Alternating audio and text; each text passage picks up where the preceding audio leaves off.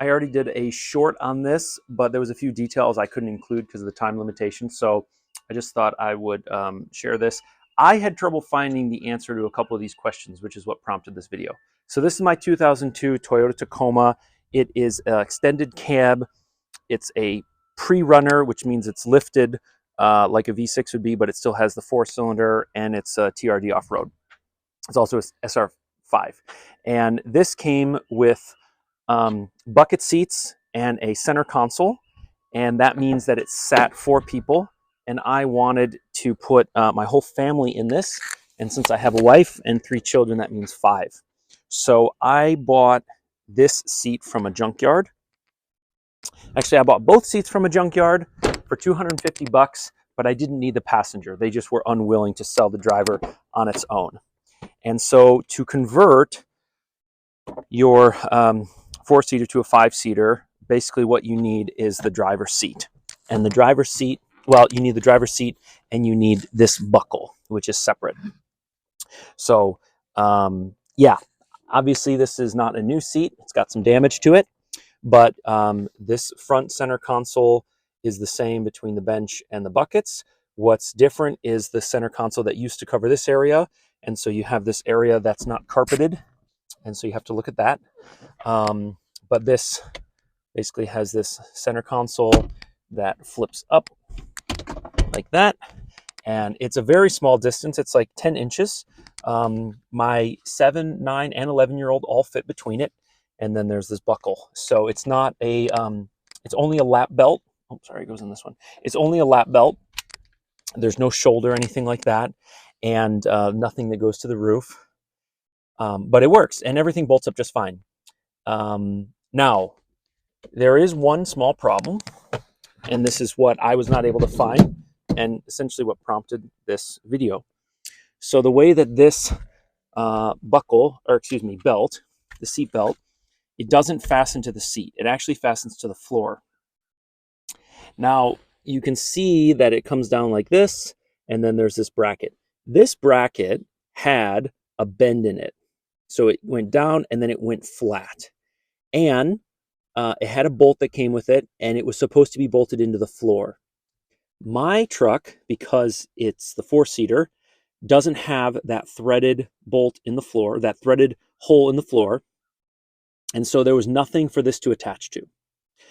So what I did, along with the hole in this piece of metal, there's also a small pin, an alignment pin. It's not for structure, it's just to orient this thing on the floor properly. I ground off that pin, and then I flattened with a vise, not with a hammer and without any heat.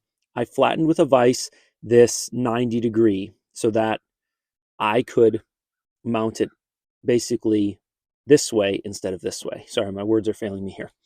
And I used the same bolt and the same threaded portion of the body and the same opening as the passenger seat bolt. Now, is that safe? Is that wise? I don't know. I mean, I'm driving my kids around in a 2002 Tacoma without anti-lock brakes. Is it safe to only have a lap belt and not a shoulder belt? Would my kids be safer in a 2024, Yukon, which would destroy everything else on the road? Yeah, of course. But I have not been in a car accident in 20 years. Neither has my wife. My children have never been in a car accident. And I worked for almost 20 years in the automotive industry in engineering. And I'm confident that changing this 90 degrees did not diminish its strength.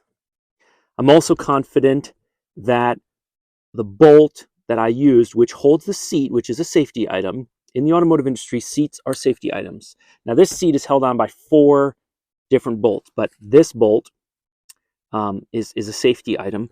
And I've also looked at the bolts that are used for the other seat belts, and it's not like this is some little tiny 5mm thing. So I'm confident in this. Should you be? Well, you're a grown man or woman. You need to make that decision for yourself. But I think sometimes we need to take a broader look at safety than just saying, well, that's not what the engineers thought up originally. I've worked in engineering. I've talked to engineers. engineers don't always make the decision which is safest. They typically make the decision that meets the safety requirement, meets the cost objective, meets the manufacturability objective, meets the design objective, meets the recyclability objective.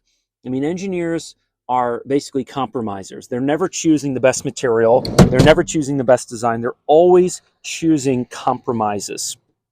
And almost everything in automotive is overbuilt for the job, especially when it comes to safety. Safety factors are, two or three or four times. The way I see it is, there will be, if we get into a car accident as a family, it could be the kind of car accident that kills us all no matter what we're wearing. Semi plows into the back of us, or we roll and flip. And so this doesn't matter. Then there's the type of car accidents where you basically don't even have to be buckled. It's just a little 5-10 mile an hour deal, and it's no big deal.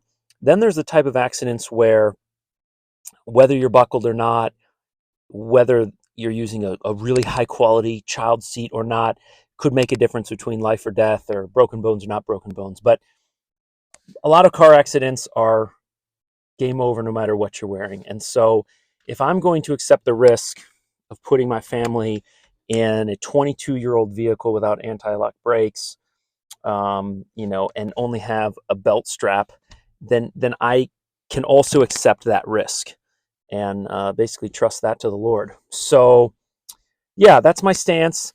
I'm a Christian. The Bible says that our days are numbered by the Lord. We can't add to them or subtract from them. And it also tells us to be wise. And in my opinion, this is not wise. This is not foolish. Is it as safe as Toyota originally designed it? No, it's not.